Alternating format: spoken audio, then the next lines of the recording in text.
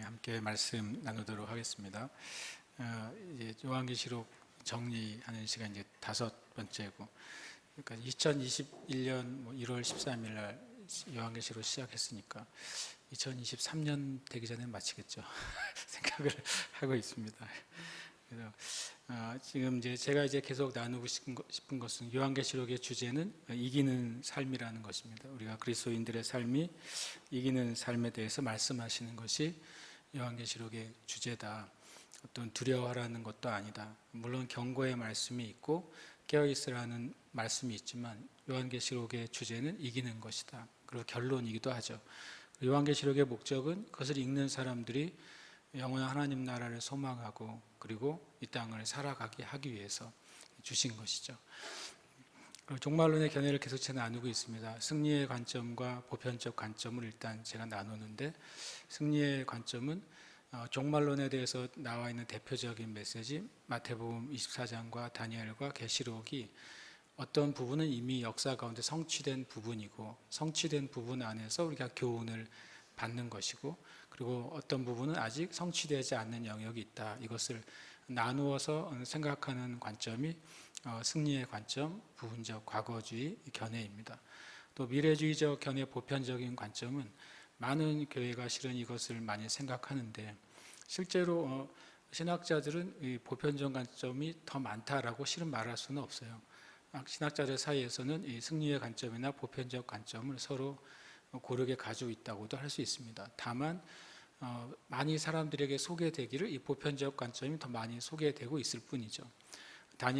마태복음 24장이나 다니엘서나 계시록에 나와 있는 종말에 대한 내용이 아직 성취되지 않았다라고 하는 관점으로 보는 것이죠.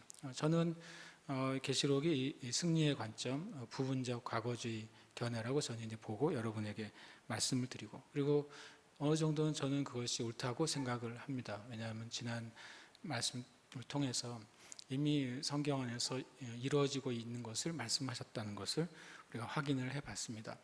마태복음 24장에서 이제 오늘 이제 마치고 다음 주에는 다음 주부터는 다니엘서 얘기를 해야 되겠죠. 그리고 이제 마태복음과 다니엘과 이제 계시록이 어떻게 연결되는지를 그 다음에 이제 나누도록 하겠습니다. 마태복음 24장에 대한 이해는 그 자체가 그냥 종말론이다라고 말하면 안 되고, 제자들의 질문에 대한 예수님의 답변이 마태복음 24장, 25장까지 연결되는 메시지다. 이것을 이제 우리가 살펴봐야 된다는 것입니다.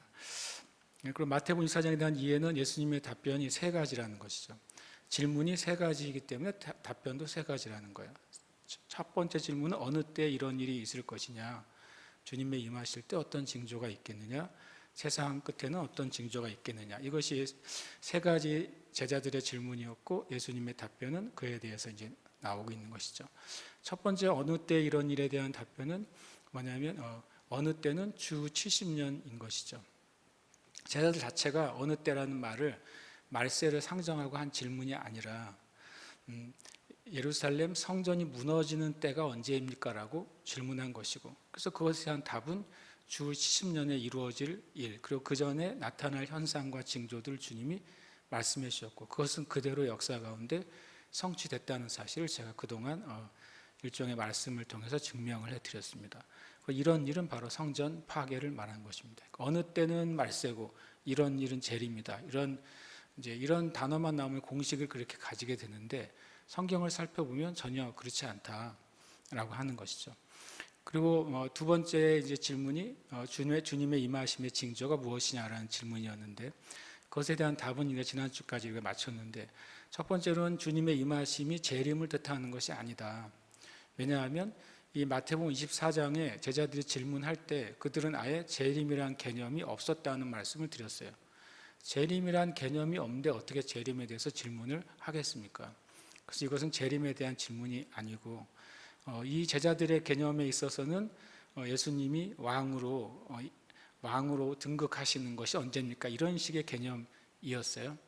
로마를 무찌르고 언제 왕이 되시고, 아니면 새로운 세상이 어떻게 열리겠습니까?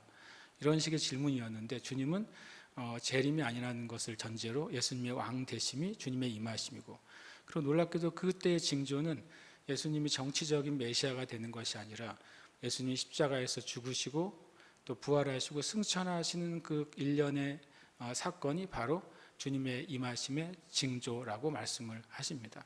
그리고 이 세대가 끝나기 전에 이 모든 일이 이루어질 거라고 그러셨어요. 이 마태복음 24장 4절부터 35절까지가 이 세대가 끝나기 전에 반드시 이루어질 것이다, 이 말을 반복하시거든요. 그럼 이 세대는 주 70년으로 우리가 확정을 지어야 되고, 그리고 그것은 이 세대가 이제 40년이라는 말씀을 드렸죠. 한 세대가 40년으로 봤을 때 예수님이 마태복음 24장에서 질문을 받고 대답하신 것이 주 30년, 이 한 세대는 40년이니까 30 플러스 40은 70년, 그리고 정확히 주 70년에 로마의 티투스 장군에 의해서 예루살렘 성전이 파괴되고 유대 민족이 완전히 말살이 되죠. 그래서 마태복음 24장 4절에서 35절은 이미 역사적으로 성취되었다라고 하는 것입니다. 그러나 그 안에서 우리가 영적인 교훈들을 얻어야 되는 것이죠. 그럼 이제 세 번째 질문이죠. 오늘 이제 세상 끝의 징조에 대해서 제자들이 질문을 했어요. 세상 끝은 그럼 무엇을 의미하는가? 첫 번째, 두 번째도 다 종말이나 재림이 아니라면 세 번째도 종말이나 재림이 아니란 말인가? 다행히 이것은 종말과 재림에 대한 주님의 메시지예요. 오늘 이제 그것을 살펴볼 텐데요. 예수님의 답은 되게 깁니다. 세상 끝에 대한 징조에 대한 답이 굉장히 길어요. 24장 36절에서 25장 46절까지 되어집니다. 질문이 3절입니다. 여러분 24장 3절 다시 한번 볼까요? 질문은 한번 24장 3절 읽겠습니다. 시작. 예수께서 감람산 위에 앉으셨을 때 제자들이 조용히 와서 이르되 우리에게 이르소서 어느 때 이런 일이 있겠사오며 또 주의 임하심과 세상 끝에는 무슨 징조가 있사오리이까? 이들의 관심은 세상 끝에 어떤 일이 있다면 그것을 우리가 미리 어떻게 알 수 있겠냐고 물어본 것입니다. 근데 주님의 답변은 시작은 35절부터 이 세상 끝에 대한 그 질문에 대한 답은 35절부터 시작이 됩니다. 35절 한번 찾아보시겠습니다. 24장 35절입니다. 오늘은 말씀을 이제 찾아서 보면서 확인을 좀 해야 되는 날이에요. 35절 함께 읽겠습니다. 시작. 천지는 없어질지언정 내 말은 없어지지 아니하리라. 주님이 천지는 없어질지언정 이런 단어를 사용하셨어요. 세상 끝은 어떤 거라는 거예요? 천지가 없어지는 때예요. 이 제자들은 세상 끝을 어떻게 이해했는지 모르지만 예수님은 세상 끝은 어떤 때냐고요? 천지가 없어지는 때예요.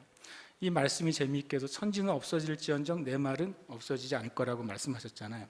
그 말은 뒤집어서 말하면 뭐랄까요? 천지가 없어질 때 또 뭐도 어떻게 될 거라는 거죠? 예수님의 말씀도 다 성취될 거라는 것이죠. 예수님의 말씀이 다 성취되는 것과 함께 천지가 끝난다는 거예요. 그러니까 성경의 모든 말씀이 성취되는 것과 함께 천지가 없어지는 것. 제가 이제 요한계시록 21장 1절에 지난주에 말씀드렸죠. 천지가 없어지는 것은 뭐냐면 새 하늘, 새 땅, 새 바다가 바다로 바뀌어지는 것이 천지가 없어지는 것이라고 계시록 21장은 말씀하시고 있다. 그러니까 이것을 이제 명확하게 이해해야 되죠. 질문이 있고 답변의 시작은 35절부터예요. 그럼 답변이 있습니까? 답변이 있죠. 답변이 36절이에요. 실은 답변은 딱 한 줄이에요. 그리고 그 답변에 대한 설명이 나머지 전체입니다. 36절 한번 읽겠습니다. 시작. 그러나 그날과 그때는 아무도 모르나니 하늘의 천사들도 아들도 모르고 오직 아버지만 아시느니라. 질문이 있으면 질문에 대한 답이어야 되잖아요. 질문에 대한 답이 뭐예요? 아무도 모른다예요. 예수님의 답이에요. 징조가 뭐예요? 그랬더니 아무도 몰라. 징조가 있다는 거예요? 없다는 거예요? 없습니다. 계속 지난주와 지난주에 그 말씀 드렸죠. 징조가 있다면 누군가는 알게 될 거 아니에요.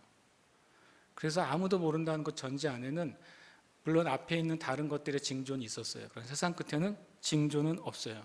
갑자기 임할 거예요. 갑자기. 오늘 밤에 하늘이 갑자기 십자가 별이 뜨면 내일 주님 오시나? 그러면 아무도 모르는 게 아니잖아요. 아무도 모릅니다. 그것이 성경에서 말씀하는 거예요. 이 36절을 이제 설명하시기 시작합니다. 크게 말하면 예수님의 세상 끝에 대한 징조는 답은 36절이에요. 그리고 37절부터 25장 46절까지가 이 36절의 의미를 설명하는 거예요. 아무도 모른다는 게 무엇이냐? 아무도 모른다면 우리는 어떻게 해야 되느냐? 이런 것을 우리가 이제 궁금하게 되는 것이죠. 그래서 그것에 대한 답을 내용이 이제 어떤 것인지 보면은 첫 번째로는 24장 37절 39절에 노아의 때와 같다는 표현을 합니다. 크게는 아무도 모른다는데 노아의 때처럼 아무도 모를 거다라고까지 얘기하십니다. 39절을 보시면 이렇게 돼 있어요. 홍수가 나서 그들을 다 멸하기까지 깨닫지 못하였으니. 이 말이 되게 무서워요. 노아의 그 식구들은 들어갔잖아요. 근데 홍수가 났잖아요. 홍수가 오고 있는데도 몰랐다는 거예요. 언제까지 몰랐어요? 죽기 직전까지. 비가 많이 오네 그랬다는 거예요. 그냥 비가 더 많이 오네. 진짜 많이 오네. 이러다가 큰일 나겠네. 그러다가 산으로 사람들이 40일 동안 비가 계속 왔으니까, 퍼부었으니까 도망가다가 다 죽게 됐다는 거예요. 첫날 비 오는 날 첫날 다 죽은 게 아니에요. 성경을 보시면. 그러니까 그때까지 몰랐어요. 이게 그들이 노아가 말한 그 하나님의 심판이라는 사실을 몰랐어요. 노아의 때처럼 그렇게 아무도 모르는 상태에서 그냥 임하여 버리는 거예요. 그 다음에 밭에 두 사람의 비유가 있습니다. 밭에 두 사람이 40절에 보시면 밭에 두 사람이 밭에 있으면 한 사람은 데려가고 한 사람은 버려둠을 당할 것이다. 또 두 여자가 맷돌질을 하고 있음에 한 사람은 데려가고 한 사람은 버려둠을 당할 것이다. 이게 동시에 둘이 있는데 어떤 사람은 사라질 거예요. 그게 되게 이제 이게 일치적인 개념으로 말씀하고 있어요. 그러니까 갑자기죠. 갑자기예요. 징조가 없어요. 밭에 일을 하고 있는데 뭔가 밭에 일을 하고 있는 동안에 무슨 징조가 나타난다면 한 명이 사라지는 게 아니라는 거예요. 그 다음에 24장 42에서 44절까지는 밤의 도둑처럼 올 거라고 그랬어요. 심지어 뭐라고 말하고 있냐면 43절을 보시면 너희도 아는 바니 너희도 상식적으로 생각해 봐라. 만일 집주인이 도둑이 어느 시각에 올 줄을 알았더라면 짐작을 하거나 알았더라면 어떻게 해요? 깨어 있어 그 집을 뚫지 못하게 하였으리라. 그러나 도둑이 왔다고 하는 소리는 아무도 모르는 때, 짐작하지 못하는 때 어느 징조도 없이 그냥 들이닥치는 것이죠.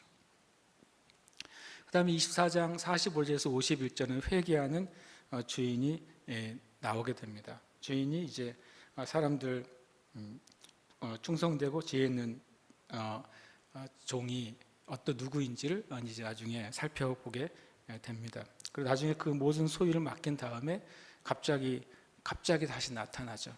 그래서 그것을 회개합니다. 그 다음에 이제 25장 1절에 13절에 유명한 열처녀 비유가 나오죠. 열처녀 비유는 심지어는 신랑이 온다는 사실은 알고 있어요. 심지어는 만약에 이제 이 실제 유대인의 결혼 예식으로 본다면 그날 밤에 오는 거예요. 굳이 표현하면 그날 밤 하루만 잘 견디면 되는 거였거든요. 근데 못 견뎌요. 생각보다 주인이 늦게 오는 거예요. 늦어지다 보니까 5명은 늦게 오든 늦게 오지 않든 5명은 상관이 없었어요. 가만히 보면 열처녀 비유가 미련한 5처녀가 신랑이 늦게 와서 문제가 생긴 게 아니에요. 시간의 문제가 아니죠. 뭐가 문제였어요? 준비가 안 된 게 문제였죠. 신랑이 늦게 와서 5처녀, 지혜로운 5처녀는 깨어 있어서 간 게 아니에요. 다 10명이 자고 있었어요. 성경을 자세히 보시면 10명이 다 자요. 다 자는데 신랑이 갑자기 나타났어요. 그러니까 10명 다 등불에 불을 붙였는데 등에.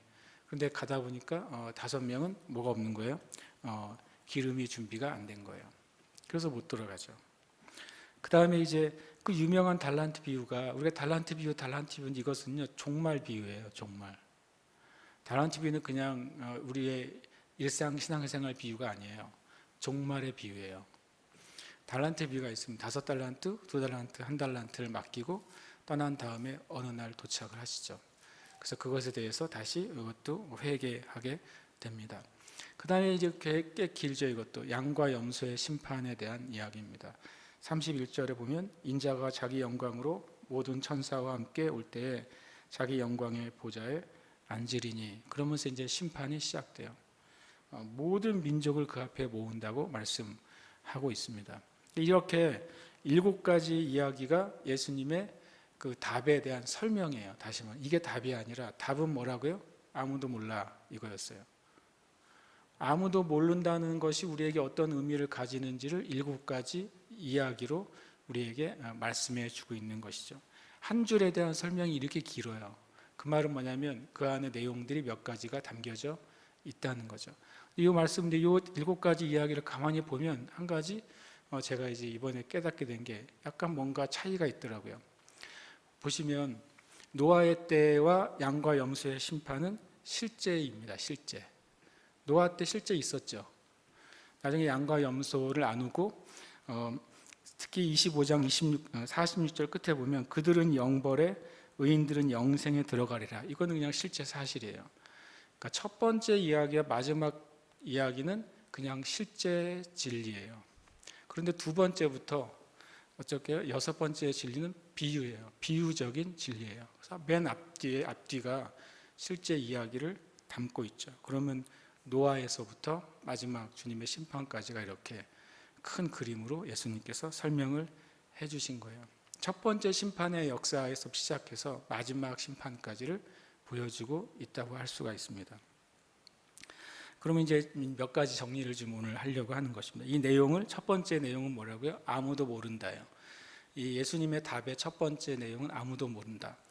39절 보시면 계속 이제 이 24장 25장을 보는 겁니다. 24장 39절에 보면 홍수가 나서 그들을 다 멸하기까지 깨닫지 못하였어요. 깨닫지 못합니다. 노아도 주님이 7일 후에 이제 비가 올 거야라고 말했지만 노아는 어디 안에 있어요? 방주 안에 있죠. 방주 안에 사람들이 어떻게 죽어가는지 몰라요. 노아는요. 그냥 방주 안에 있을 뿐이에요. 노아가 알았다고 하지만 그 알았다고 하는 것이 우리가 생각하는 것 좀 다른 거죠. 다른 겁니다. 그 다음에 42절에 보시면 그러므로 깨어있으라 어느 날에 너희 주가 임하는지 너희가 뭐라고요? 알지 못한다고 그랬어요. 알지 못한다고 하는데 알려고 애쓰면 안 돼요. 알지 못한다고 말씀하셨으니까. 44절에 보면 더 이렇게 표현합니다. 이러므로 너희도 준비하고 있으라 뭐라고요? 생각하지 않은 때예요. 생각이 뭐예요? 추측하거나 예상하거나 판단할 수 없는 때에 올 거라는 거예요. 그러니까 징조가 있을 수가 없어요. 있어서도 안 됩니다. 그러면 생각하는 때에 오시니까요. 그 다음에 50절은 더 자세하게 말합니다. 24장 50절에 보면 한번 같이 한번 읽어볼까요? 시작. 생각하지 않은 날 알지 못하는 시각에 그 종의 주인이 이르러. 날짜만 우리가 깨달을 수 없는 게 아니라 심지어는 만약에 우리가 오늘 주님 오신다고 알려줘도 몇 시 몇 분 몇 초에 오는지 알 수가 없어요. 이건 분명히 생각하지 않은 예상할 수 없는 시간에 실제로 그 시각도 전혀 알 수 없다라고 말씀하셨어요. 그 다음에 25장 6절에 보면 밤중에 소리가 나대 그랬어요. 근데 그 밤중 전에 뭐라고 되어 있습니까? 5절에 보니까 다 졸며 잘세 그랬어요. 열처녀 다 신기하게도 다 졸며 자는 시기예요. 그때 밤중에 소리가 나니까 여러분 자다가 갑자기 누가 이렇게 왔다는 소리를 들은 적이 있으세요? 정말 깜짝 놀라서 일어나는 거죠. 밤중에 소리가 갑자기 납니다. 아무도 모릅니다. 그 다음에 오랜 후에 돌아와. 19절에 보면 25장 19절 오랜 후에 그 종들의 주인이 돌아와 그들과 결산할세. 이게 참 어려운 일이에요. 빨리 오시면 약간 더 긴장하고 있다가 금방 맞을 텐데 긴장이 느슨하게 풀어지고 예상이 풀어지고 모든 기대와 가능성이 풀어진 것 같은 오랜 후에 갑자기 주인이 돌아오는 거예요. 예상하지 못하게. 31절에 보면 인자가 자기 영광으로 모든 천사와 함께 올 때에 자기 영광의 보좌에 앉으리니. 인자가 오겠다라고 말씀합니다. 그런데 이것이 어디서부터 와요? 천사와 함께 온다고 그랬으니까 하늘로부터 오는 것을 표현하고 있어요. 그래서 아무도 몰라요. 왜냐하면 이 땅에 나타나는 게 아니기 때문에, 하늘의 일이기 때문에 아무도 모른다. 세상 끝의 징조는 첫 번째로는 아무도 모른다예요. 이걸 꼭 기억하실 축복합니다. 이 사실만 알아도 얼마나 많이 우리가 속지 않겠어요. 이 단순한 진리를 모르니까 누가 갑자기 어떤 신기한 이론을 가지고 나타나고 신기한 현상을 가지고 나타나고 신기한 징조를 들이대면 진짜 이렇게 되는 것이죠. 아주 비성경적인데도 아주 귀에 쏠깃하는 거예요. 그 말은 알고 보면 성경에서 말씀하시는 것을 교회가 모른다는 결과예요. 모르기 때문에 속는 것이죠. 알면은 증거가 1000개, 10,000개여도 속을 이유가 없어요. 아무도 모른다고 했으니까요. 두 번째 이 세상 끝의 징조의 메시지는 인자가 임한다는 거예요. 세상 끝의 징조는 다른 게 아니라 인자가 임한다, 이 내용이에요. 이게 중요하죠. 39절에도 인자가 임한다고 그랬어요. 인자는 누구입니까? 예수 그리스도를 가르치죠. 그 인자는 왜 인자라고 말했습니까? 우리를 위해 성육신하시고 우리를 위해 죽으시고 부활하신 그분이 다시 온다는 것을 말하는 거예요. 다른 제3의 인물이 오는 게 아니에요. 그러니까 어떤 교주가 올 수가 없어요. 왜냐하면 그분이 오셔야 돼요. 누가복음에서 말하는 그 인자, 마태, 마가, 누가, 요한에서 말하는 그 인자가 다시 오셔야지 그 외에 제3의 인물, 제4의 인물 어림도 없는 이야기죠. 그러니까 세상 끝에 뭐 새로운 인물이 왔다고 하는 건 다 가짜인 것입니다. 그리고 그날은 인자가 임하셔서 사람이 데려가는 날이에요. 사람을. 그러니까 이 땅에 있는 땅에서 뭔가 일이 일어난 것이 아니라 인자가 오셔서 이 땅에 있는 어떤 사람들을 인자의 처소로 데리고 가는 날이 바로 세상 끝의 날이에요. 그러니까 세상 끝에 이 땅에 대해서 관심을 엄청 많이 가진들 무슨 소용이 있겠어요? 데려가고 나면 나머지는 끝이잖아요. 제자들의 관심도 이 땅에서 어떻게 이스라엘이 회복될까, 어떻게 로마가 무찔러질까, 어떻게 구약의 메시아의 예언이 이 땅 역사 가운데 회복될까, 이렇게 말하는 분들이 있는데 아닙니다. 그날은 사람이 데려가는 날입니다. 그래서 실은 많은 어떤 이제 마지막 때를 얘기하는 분들 중에 하나가 마지막 때는 이스라엘이라는 실제 역사적인 국가가 세상에서 가장 강대한 패권 국가가 될 것이라고 말하는 분들이 의외로 많아요. 그런 일은 없습니다. 그것은 성경에서 말하는 바가 아니에요. 왜냐하면 사람을 데려가는 날인데 이 지상에서 현재 이스라엘이 큰 나라가 되든지 패권 국가가 되든지 3차 대전이 일어나서 승리를 하든지 이게 무슨 상관이에요. 왜냐하면 데려가는 날인데 이 땅의 역사는 끝인데 이 땅의 역사의 현상을 얘기하는 것은 무조건 성경과 관계가 없어요. 그리고 제3성전 얘기도 하는데요. 성경에 제3성전이 이루어질 거라고 말씀하고 있습니까? 없습니다. 제3성전에 대한 많은 이야기가 있고 이론이 있지만 성경은 없어요. 지금 있는 예를 들어서 황금돔 사원이 있죠. 예루살렘에. 거기 성전터에 그게 있죠. 그게 무너지고 성전이 새로 세워지면 주님이 오십니까? 그건 성경에 없는 근거 없는 이야기예요. 이스라엘이란 지금 현대 국가가 그걸 세우고 싶겠죠. 세울 수는 있죠. 그것이 마지막의 징조는 아니에요. 그건 세울 수도 있고 안 세울 수도 있어요. 그것은 아무 문제가 없는 것입니다. 주님이 오시는 것과는 관계가 없습니다. 42절, 46절에도 주가 임한다고 그랬어요. 오시는 그분이, 인자가 오시는 그분이 주인으로서 오시는 거예요. 온 세상의 주인, 만물의 주인, 모든 피조세계의 주로서 다시 임하시는 것이다. 그러니까 그 외에 모든 것은 주가 아닌 것이죠. 그 모든 우상과 거짓이 드러나게 될 거라는 것입니다. 그 다음에 44절에는 인자가 도둑같이 임한다는 표현을 한 번 더 합니다. 인자가 오는데 도둑처럼 올 것이다. 아무도 예상하지 못하는 때 올 것이라고 다시 말씀하고 있습니다. 그 다음에 25장 5절에 보면 25장 5절 보시면 신랑이 더디옴으로 다 졸며 잘새 6절에 밤중에 소리가 나되 보라 신랑이로다 맞으러 나오라 라고 하는 메시지가 있게 됩니다. 그분은 신랑으로서 신부된 주님의 교회를 취하러 오시는 것이죠. 그리고 모든 성도들은 그 신부 자신이면서 또 천국 잔치에 참여하는 그 잔치의 일원으로서 참여하게 되는 것입니다. 보통 이 유대인들의 관습에 의하면 그 열처녀는 신랑이 맞으면 거기에서 잔치를 하는 게 아니라 원래는 거기서 잔치의 집으로 다시 데려가는 것이죠. 그것으로 이제 그 혼인 잔치가 클라이막스가 되는 것입니다. 그리고 19절에 보면 인자가 오시는데 결산하러 오십니다. 25장 19절에 이렇게 말씀하고 있습니다. 오랜 후에 그 종들의 주인이 돌아와 그들과 결산할세. 그냥 오시는 게 아니라 뭔가 결산이 있어요. 뭔가 계산이 있다고요. 이 땅에서 이 땅에 살아가는 교회와 성도들의 삶에 대해서 주님이 뭔가 계산이 있습니다. 잘 살았는지 못 살았는지. 구원받은 이들에게도 계산이 있다고 말하고 있습니다. 왜 있을까요? 왜냐하면 성경에 보면 부활할 때 모습에서 말씀하실 때 부활할 때 모습이 뭐와 같냐면 해와 달의 영광이 다르고 별과 별의 영광이 다르듯이 부활도 그와 같다 그랬어요.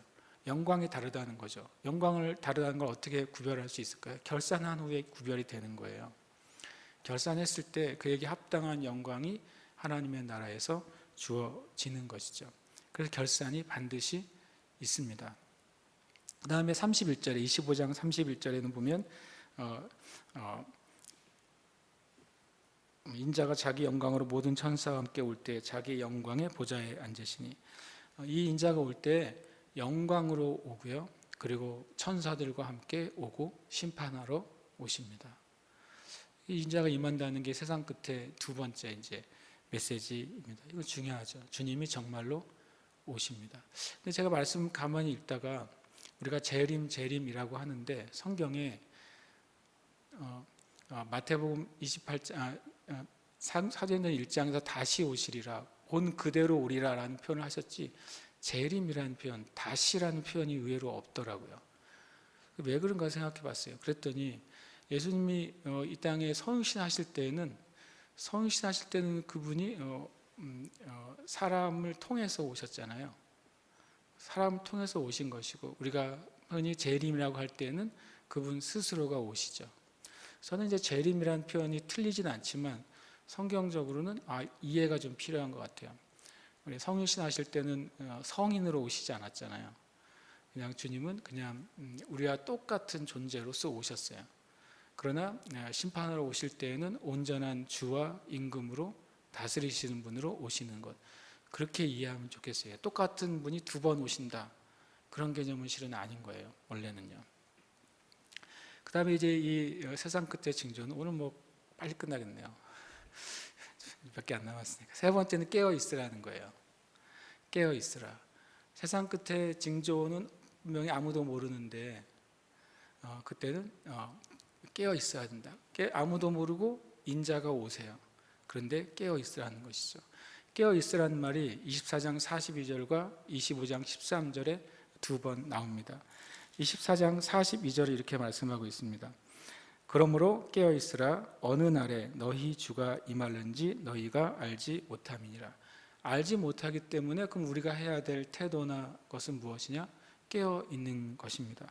또 25장 13절에도 보면 그런즉 깨어 있으라. 너희는 그날과 그때를 알지 못하느니라. 깨어 있으라고 하시는 이유는 알지 못하기 때문이에요. 그리고 그분은 반드시 오시기 때문이에요. 깨어 있으라고 하는 말의 의미가 뭔가, 그걸 한번 찾아보면 좋겠어요. 깨어 있으라고 하는 것은 이제 그레고레오라는 뜻이에요. 그레고레오. 한국말 같아요. 그레고레오. 근데 그 뜻이 뭐냐면 말 그대로 정신 차려라, 그런 뜻이에요. 정신을 차리다. 그리고 군인들이 적이 언제 오나 늘 경계하잖아요. 경계하는 것입니다. 그 다음에 주의하는 것이죠. 예를 들어서 그냥 시간을 정해서 1시 1분 30초에 무슨 일이 일어난다고 하면 1시 1분 30초까지만 깨어있으면 될까요? 아니죠. 굳이 표현한다면 1시 1분 30초 이상까지 가도록 깨어있어야 그 사건을 보게 되는 거잖아요. 그냥 아주 우스갯소리로 1시 1분 30초에 잠이 들면 30초까지는 깨어있다가 30초에 잠이 확 들면 그거를 못 받아들이는 거잖아요. 그래서 깨어있다고 하는 것은 우리가 생각하는 것보다 더 나아가 있어야 돼요. 만약에 내가 내 기도 시간이 10분이야 만약에, 그러면 매일 10분씩 기도하는 게 깨어있는 걸까요? 아니죠. 계속 기도가 더 깊어지고 더 많아지고 그런 것이 깨어있는 거예요. 성경을 내가 하루 3장씩 평생 전 3장씩 읽었어요. 그래서 깨어 있어요. 라고 말하는 것입니까? 아닙니다. 3장 읽던 사람들이 깨어 있는 사람이란 어떻게 될까요? 4장도 읽고 5장도 읽고 막 더 읽게 되는 거예요. 왜냐하면 깨어 있으니까요. 어떤 이제 의무사항이나 그런 어떤 그냥 반복적인 규칙이 깨어 있는 게 아니라는 거예요. 우리가 생각한 것보다 훨씬 더 앞으로 나아가는 게 깨어 있는 것입니다. 깨어 있다는 것의 내용을 설명을 해주고 있어요. 말씀에 보면요. 첫 번째로 44절에 보시면 24장 44절 너희도 준비하고 있으라. 첫 번째는 준비하는 것이 깨어 있으라는 의미예요. 내가 준비되어 있느냐라고 하는 것이죠. 준비가 안 돼 있으면 그 일을 내가 맞아들일 수가 없는 거예요. 내일이 시험인데 시험 볼 때 준비가 안 돼 있다는 것은 뭐예요? 공부를 안 했다는 소리잖아요. 그러니까 각자가 내가 준비하고 있다는 것은 뭐냐면 내가 해야 될 일에 대해서 충분히 하고 있을 때 그것이 준비하고 있다는 의미가 되는 거예요. 그 다음에 45절에 보면 충성되고 지혜 있는 종이 되어 주인에게 그 집 사람들을 맡아 때를 따라 양식을 나눠줄 자가 누구냐라고 말을 하고 있죠. 그리고 그 일은 주인이 올 때까지 그 일을 계속하고 있는 사람이 칭찬을 받을 거라고 말씀하고 있는 거예요. 실은 우리가 깨어있으라고 하는 소리는 우리에게 맡겨진 일에 대해서 충성되고 지혜로운 종이 돼야 되는 거예요. 그게 깨어있는 거예요. 주님이 오실 때 우리가 준비해야 될 게 뭐냐? 주님 나에게 맡겨주신 그 일에 대해서 충성하고 있느냐 그것이죠. 그것을 어떻게 내가 잘 행할 수 있을지 지혜를 구하고 그 지혜를 사용해서 하나님의 일들을 맡겨진 일들을 수행하고 있느냐라고 하는 거예요. 어떤 기계적으로 어떤 일을 반복하는 것은 지혜가 아니죠.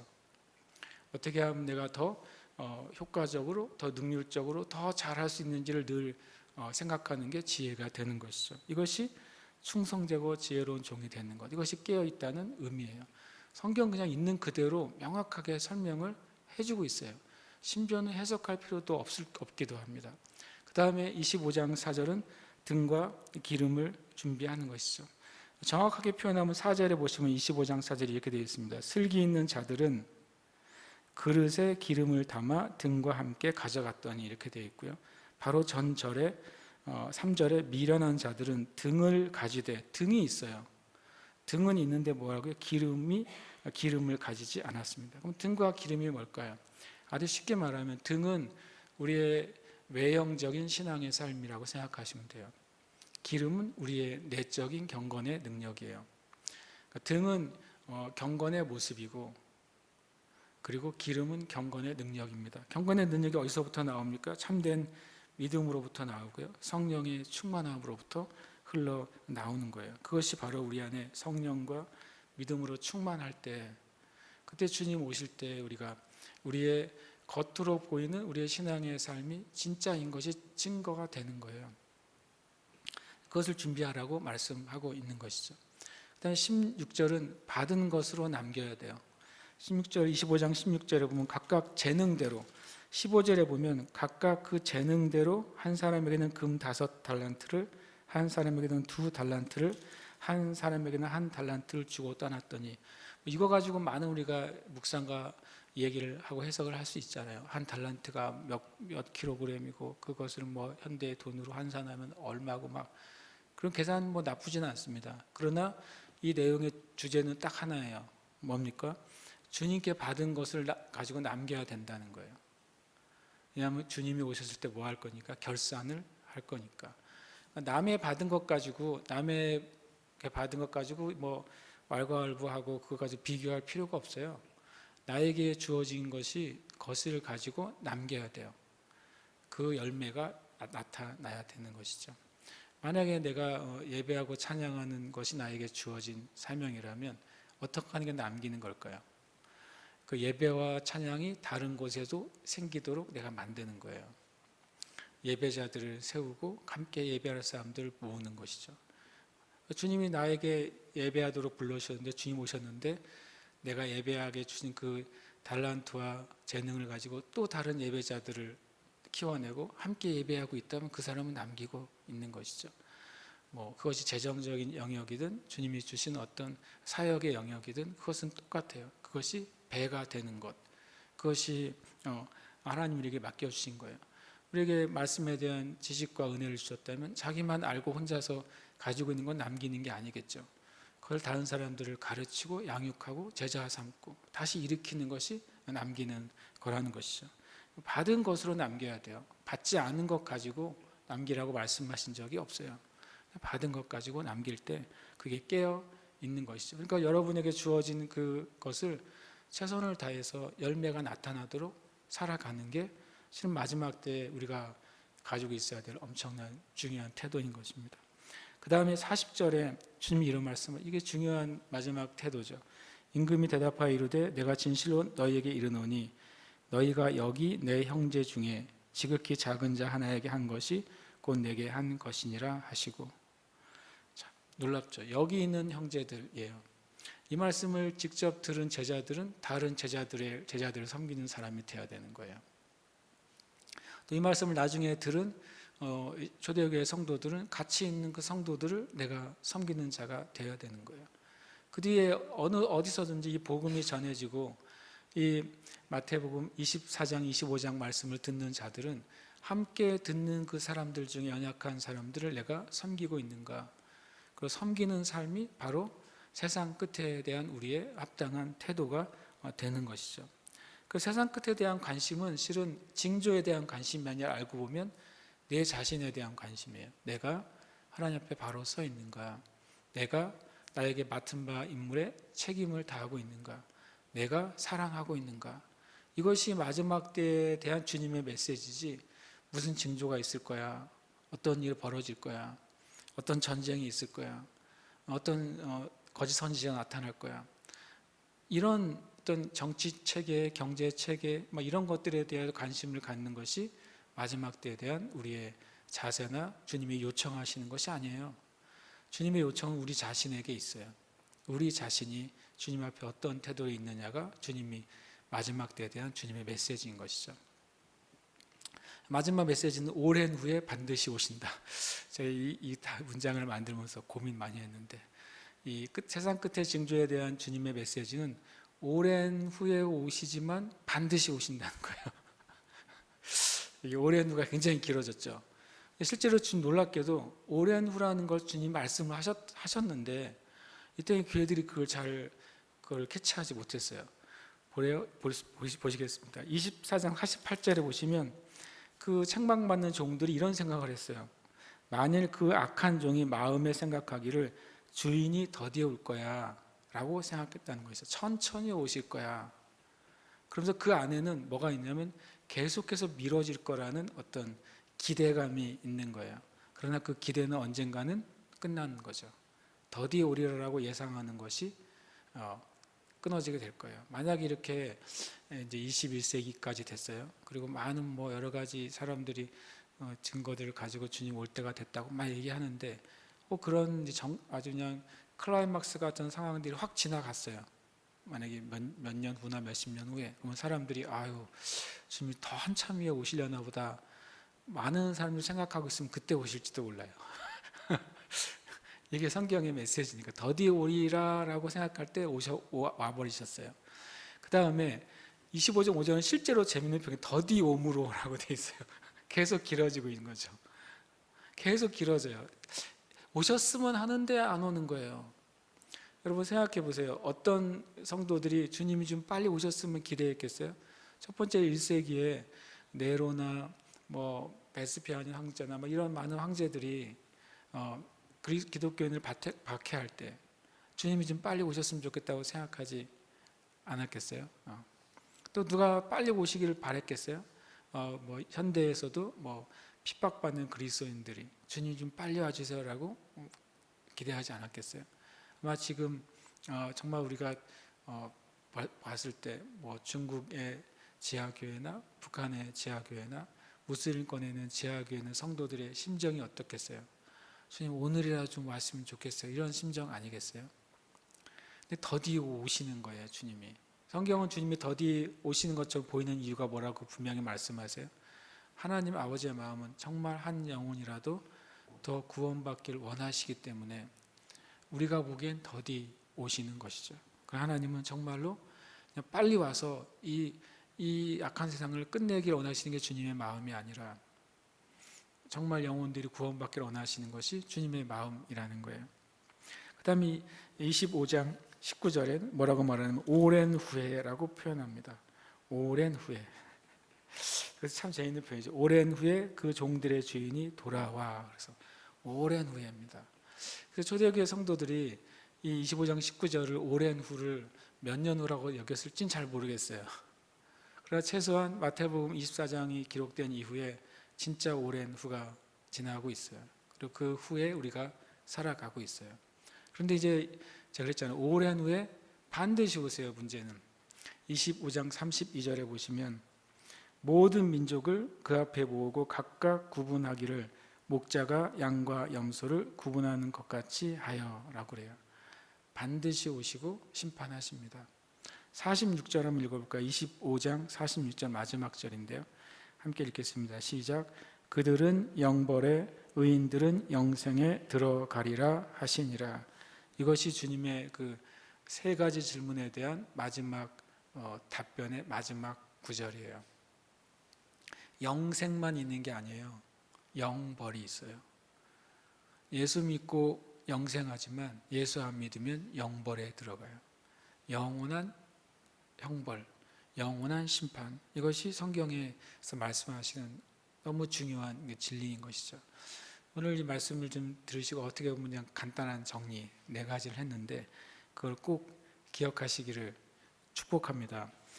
가끔 이렇게 말하면 그럼 목사님 뭐 전쟁이나 기근이나 지진이나 뭐 거짓 선지자나 적그리스도나 배교나 그다음에 또 뭐 핍박 같은 건 없는 겁니까? 있죠. 있어 왔고 지금도 있고 앞으로도 있을 거예요. 그러니까 어떤 핍박, 어떤 배교, 어떤 것을 콕 집어서 마지막 때 증거라고 말할 수가 없어요. 왜냐하면 1세기에는 배교가 없었습니까? 1세기에는 지진이 없었습니까? 1세기에는 전쟁이 없었습니까? 기근이 없었습니까? 엄청 많았거든요. 매 세기마다 그 수많은 환난과 어려움들은 계속 있었어요. 언제까지요? 지금도 있잖아요. 지금도 있습니다. 나라가 지금도 싸우잖아요. 어떤 역사가 그랬잖아요. 인간의 역사는 전쟁의 역사다. 단 하루도 전쟁이 없던 역사는 세상에 존재하지 않았다. 그게 되게 정확한 표현이죠. 하루도 전쟁이 멈춘 날이 없었어요. 실제로 역사 가운데 단 하루도. 그러면 매번 말세인 거죠. 정말로. 그것이 이 세상의 현실인 것이죠.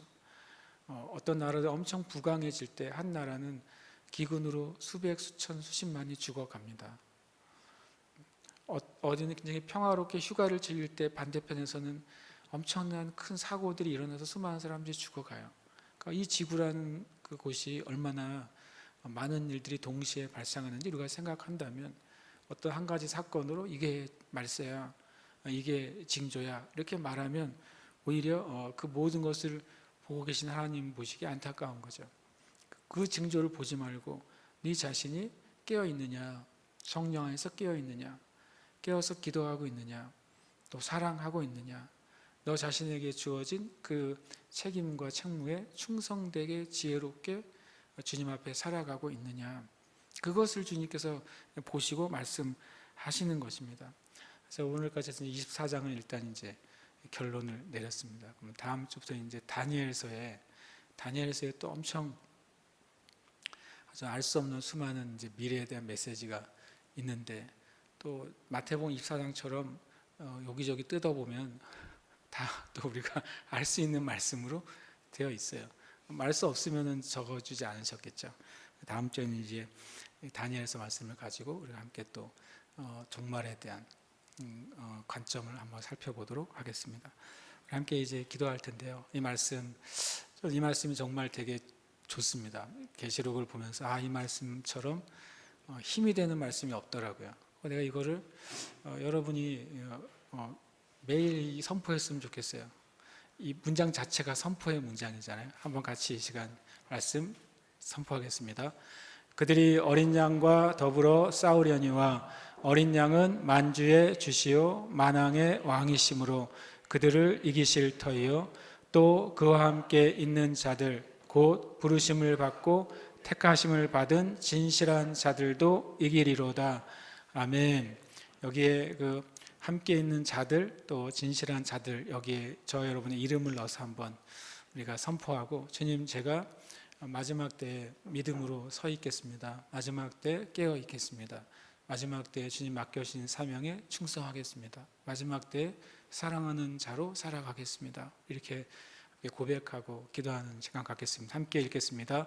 그들이 어린 양과 더불어 싸우려니와 어린 양은 만주의 주시요 만왕의 왕이심으로 그들을 이기실 터이요 또 그와 함께 있는 고운령 곧 부르심을 받고 택하심을 받은 진실한 고운령도 이기리로다. 아멘. 할렐루야. 주님 감사합니다. 주님의 은혜로 인해 감사합니다. 우리에게 주신 그 놀라운 구원과 놀라운 그 역사가 참으로 크고 놀랍습니다. 내 하늘 하루하루가 내 삶의 가장 최고의 날이 될 것입니다. 나의 하루하루가 주님과 날마다 동행하는 가장 놀라운 은혜의 날이 될 것입니다. 나의 오늘 하루가 주님 앞에 충성된 하루가 될 것입니다. 나의 오늘 하루가 내 삶의 최고의 날로서 주 앞에 드려지는 날이 될 것입니다. 우리가 주님 앞에 가는 날, 그날이 내 삶의 최고의 날입니다. 주님이 또 오시는 날, 그날이 우리의 삶의 최고의 날이 될 것입니다. 우리는 예수님과 함께 있으므로 날마다 승리합니다. 예수님과 함께함으로 이기고 승리합니다.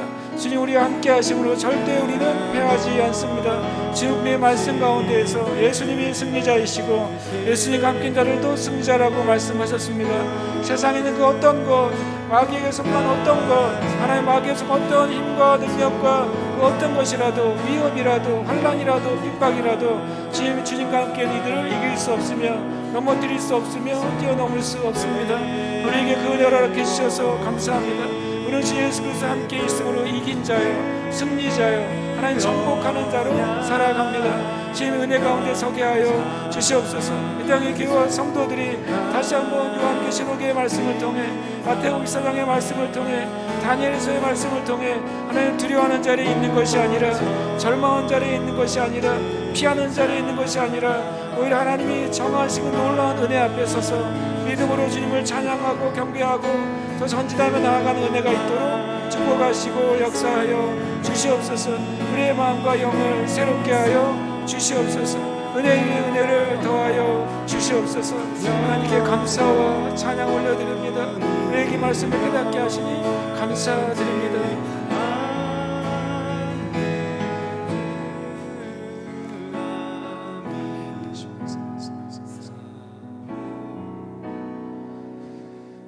하나님 감사합니다. 주님의 은혜가 크고 놀랍습니다. 지금 우리에게 이미 확정된 승리의 날을 보게 하시고 또 우리에게 승리의 삶을 살도록 이끌어 주셔서 감사드립니다. 말씀 안에서 걷는 삶이 주님과 함께하는 삶이요, 성령 안에서 걷는 삶이기 때문에 마지막 때 오히려 주님의 때가 더 가까우면 가까울수록 이 땅의 교회와 성도들은 더 영광스럽게 될 것을 믿습니다. 또 이 일에 도전하는 많은 악이 일어날지라도, 그러나 주는 만왕의 왕이여 만주의 주이신 예수님과 함께함으로 교회와 성도들은 그 모든 것을 뛰어넘어서 승리하게 될 것을 인하여 감사드립니다. 우리가 이 믿음을 날마다 품게 하시고 믿음으로 걸어가게 하여 주시옵소서. 이제는 우리 주 예수 그리스도의 은혜와 살아계신 하나님 아버지의 놀라우신 사랑하심과 성령님의 교통하심과 충만케 하시는 은총이 온 교회와 성도들 위에, 시간 함께 예배하는 모든 형제 자매들 위에 이제로부터 영원토록 함께 있을지어다. 아멘.